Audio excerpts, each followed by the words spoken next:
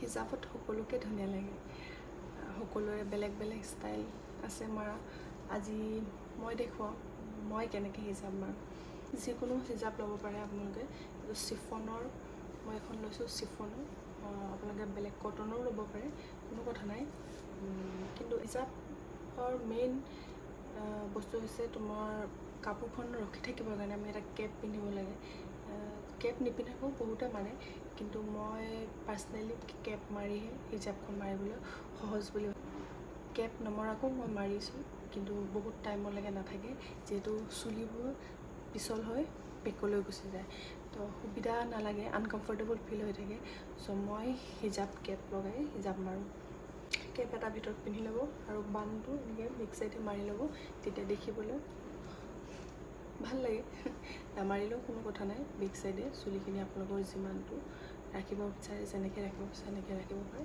চ' মই এটা বান বনাই লৈছোঁ হেয়াৰখিনি আৰু এটা হিজাব। এইটো মোৰ হিজাবৰ পিন পোৱা যায়, যে এনেকুৱা সকলোৱে হয়তো চিনি পায়, এনেকুৱা পিন। আমি এনেকৈ ভাঁজ এটা কৰি ল'ম।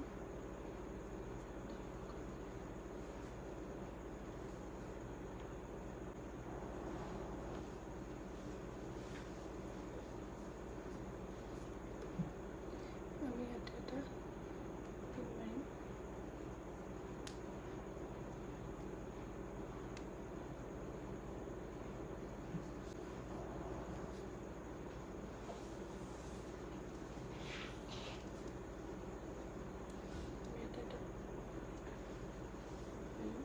যাতে এইটো পইণ্টেড হৈ থাকে, পইণ্টেড নহ'লেও কোনো কথা নাই।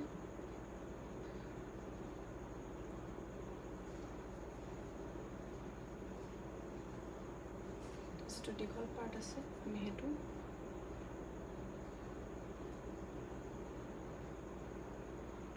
কভাৰ কৰি পূৰা বেকলৈ লৈ যাম।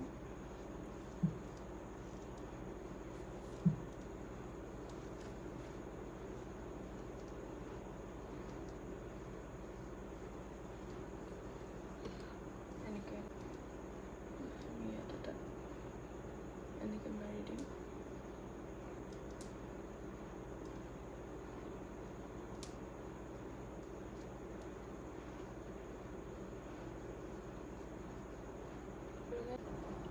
প্ৰয়োজন হ'লে আপোনালোকে ইয়াতো এটা মাৰিব পাৰে, নামাৰিলেও কোনো কথা নাই। টাইট হয়, বহুত টাইট হৈ আছে, লুজ হৈ নাযায়, যিহেতু আমি হিজাবৰ কেপ পিন্ধিছোঁ আৰু কেপটো পিনটো ইয়াত আমি ফচাই দিছোঁ। চ' এইটো লুজ হোৱা চান্সেছ নাথাকে।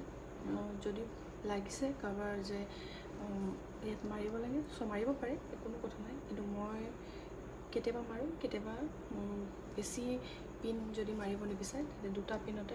আৰু এইখন আমি ফ্ৰণ্টৰ এখন ধুনীয়াকৈ লেয়াৰিং কৰি ল'ম, দেখিবলৈ অলপ ভাল লাগিবৰ কাৰণে। বেকৰ এইটো এনেকৈ আমি বেক চাইড ৰাখিম। এইটো আনি ল'ব পাৰে, কিন্তু আনিলে ইমান ভাল নেদেখোঁ মই। চ' মই এনেকৈ বেকতে ৰাখোঁ। আৰু আপোনালোকে এইটো প্ৰয়োজন হ'লে ইয়াতে আপুনি এটা চেফটি পিন মাৰি এইটো কভাৰ কৰি ল'ব পাৰে। বেক চাইডটো মই দেখাই দিছোঁ, চাব পাৰে।